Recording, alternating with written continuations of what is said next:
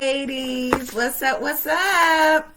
Welcome to our live for the week. We are going to talk about love busters. Love busters.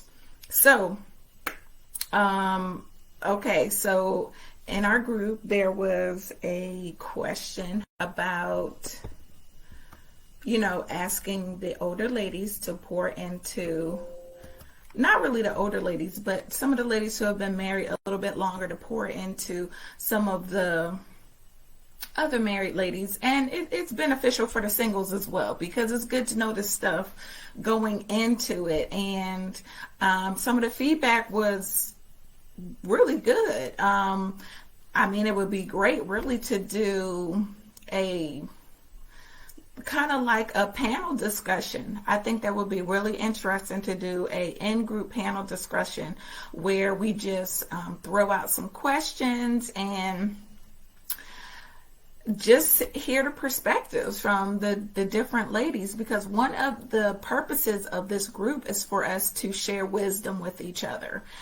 We have grandmothers in this group. We have mothers, aunties, godmoms, and, we all have wisdom to share from different perspectives. And I do believe that us coming together and sharing our experiences, sharing our heartaches, sharing our joys is what helps us to grow, connect, and support each other. So maybe that'll be something we do in the future. Hey, drop it in the comments if you think that you would enjoy participating in a panel discussion on marriage longevity. Drop that in the comments. That'd be really cool to see.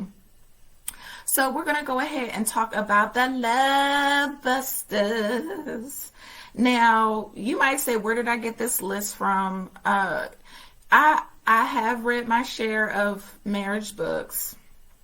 And I have had my share of, panel discussions, and I guess it's just a culmination of experience. So this is what I want to share with you all, and please do drop some comments in here for me to check out. If there's, as always, if there are questions, I would love for you to ask them. I do go back and check to see if there's comments or questions, and I do my best to reply.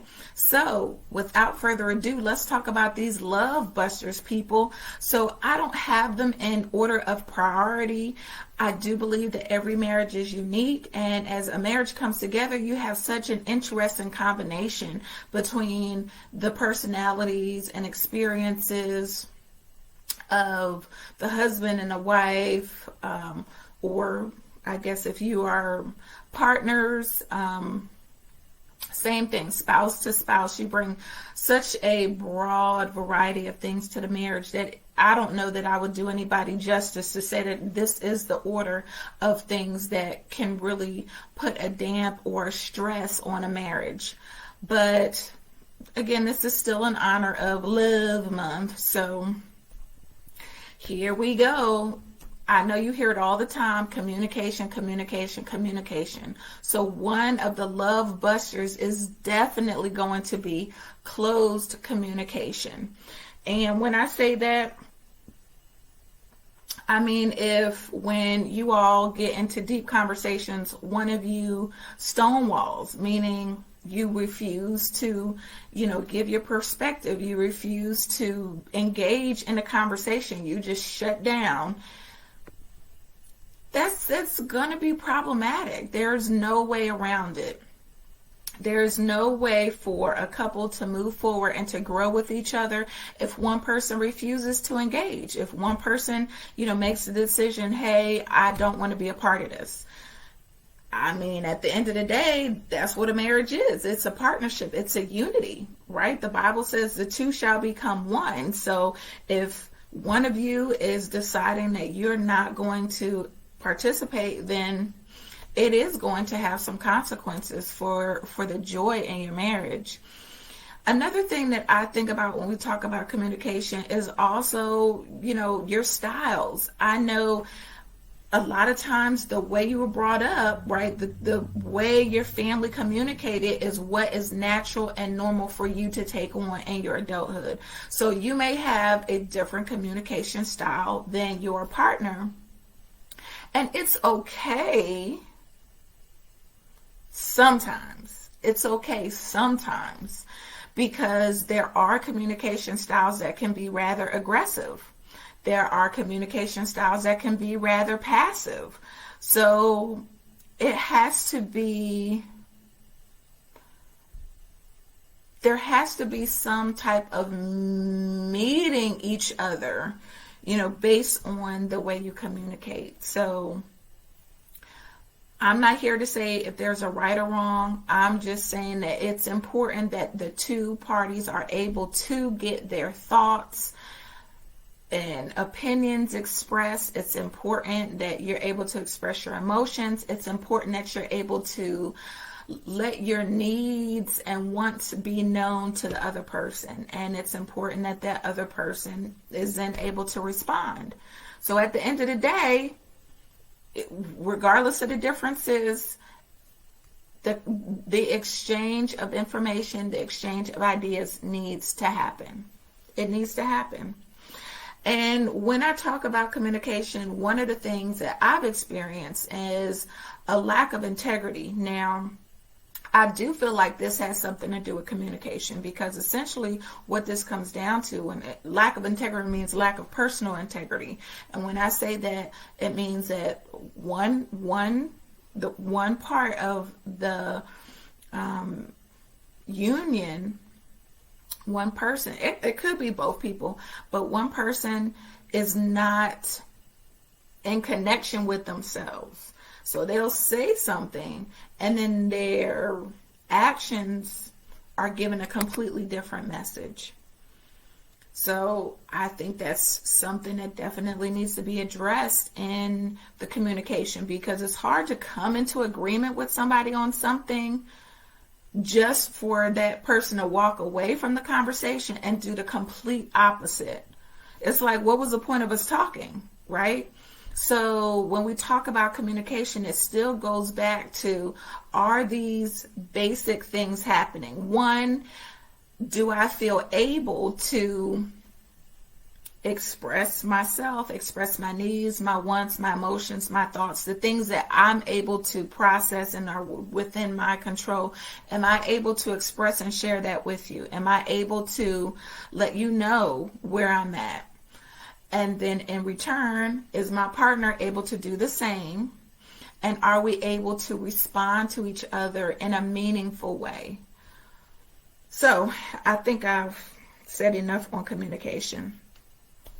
Low self-esteem, low sense of self-worth. I think that this is truly a love buster. I mentioned it in one of my previous comments because I know early in my marriage, this is a problem that I had. And over the years, I have seen the downside of it. So, you may say, okay, well, you don't feel so good about yourself, so. But when we do not know our worth, when we do not know our value or our identity in Christ, we don't know the how fearfully and wonderfully we are made. We don't know the purposes and plans that are on our lives. We sometimes come to the relationship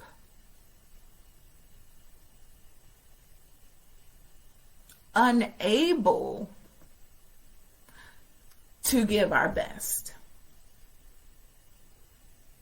We come unable to give our best because we don't feel like we're worthy. We don't feel like what we bring is valuable. And it shows. It shows in the words we use. It shows in the actions and the things that we do in the relationship. It can show itself. It can rear its ugly head in us being insecure. Insecure about ourselves, and then we're spying on our spouses or checking behind our spouses because we're worried that they're going to find someone more attractive than us, or they're going to find someone who has something that we just don't have. So that's one way that low self-esteem can present itself. But another way that low self-esteem can present itself, it could also be in, like I said, us just not putting our best effort forward. We don't put our best effort forward to be all that we are called to be. We settle for sloppy seconds, if I can even say that. And it does, in my opinion, become a love buster over time. A love buster, dishonesty and secrecy. I don't know if that even really needs a whole lot of explanation, but I will say this. I think some people have different definitions of what dishonesty is, and this can get us in a lot of trouble. Okay, so a lie, right? You grow up, you say, okay, well, if I tell a white lie, which is, of course, I lie to make somebody feel better, it's okay. Or if I lie to spare somebody heartache, it's okay. But then you might get into the place where you lie because you just don't want to get into it. You just don't want to have the tough conversation. So you lie, right? So now we start teeter-tottering on what truly counts as a lie and what's not. And I believe that when we talk about being dishonest, some of it is our intent. Is it our intent to lead somebody to steer their thought process away from the truth? Okay, so you could apply that to a white lie. They come in, they ask you something, and you don't want to hurt their feelings by giving them the truth, so you tell them a lie.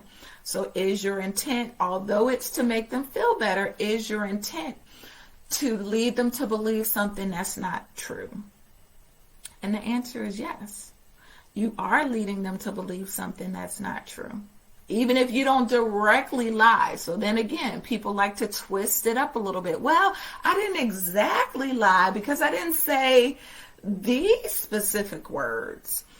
So my point is, when we start getting into the place where we begin to feel like it's okay to give anything less than full disclosure, full honesty and openness, we're getting into dangerous territory. We're getting into very dangerous territory, because when you feel like it's okay to sin, you develop a lack of sensitivity to it after a while, right? The first few times, you might feel a little bad about it. You might feel convicted or guilty, but the more often you do it, the less it bothers you, right? The more comfortable you become with it. And I believe that's then where we end up again in trouble, because sometimes those little lies are not so little at all. Those little lies are really big lies. And then when your partner finds out, you've broken trust, and trust can be really hard to restore.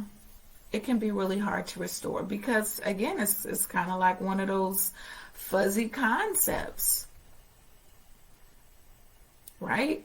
I mean, people have to make a decision to be honest from one conversation to the next. So when you say, do you trust this person?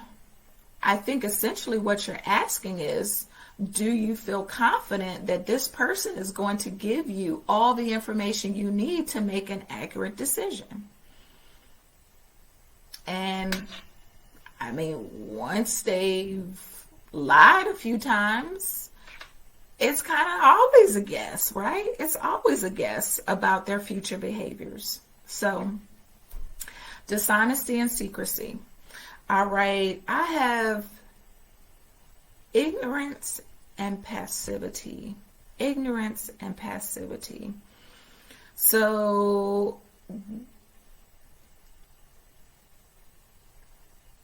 marriages change over time. They don't stay the same because the people in the marriage don't stay the same. So if the people in the marriage change, that means that things move, they shift, and it is unwise to get stuck. And I believe that ignorance is one of those places that people can get stuck in a marriage. They don't want to change. They don't want to continue to learn. They don't want to continue to grow. They don't want to, right? Change can be hard for anybody. And, you know, it's easier just not to do anything and hope for the best, right? That is the mindset that sometimes people have. And when you and your partner begin to grow apart because you're not continuing to stay fresh, you're not continuing to learn about each other, you're not continuing to engage and find new ways of interacting in each of the different stages of life, it becomes a love buster. Little foxes, I use that to mean all the little annoyances that your partner has. Now, yeah, I mean, you can handle a little bit, right? They smack, they snore, you know, they scratch themselves out in public. You know, it's annoying. You don't like it. It's irritating. But you usually try to figure some way to deal with it because, you know, hopefully it doesn't happen that often, and you try to keep the bigger picture in mind.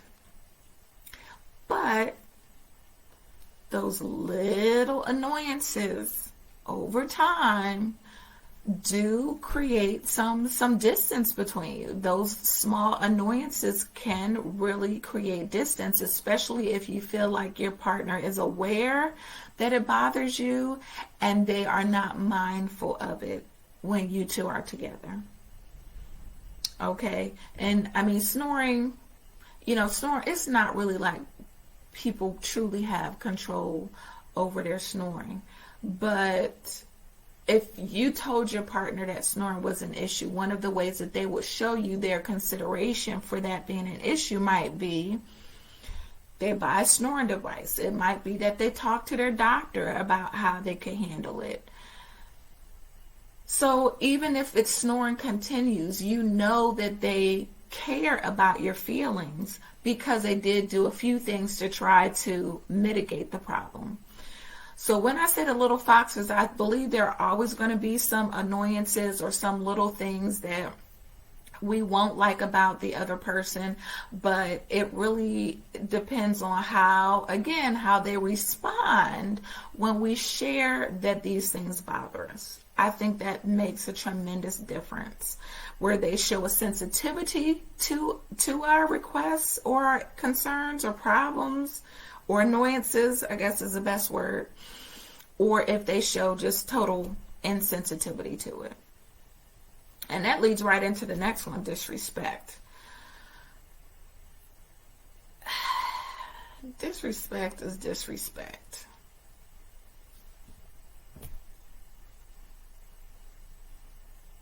So if we are a unit and we love each other, disrespect should not be a regular occurrence.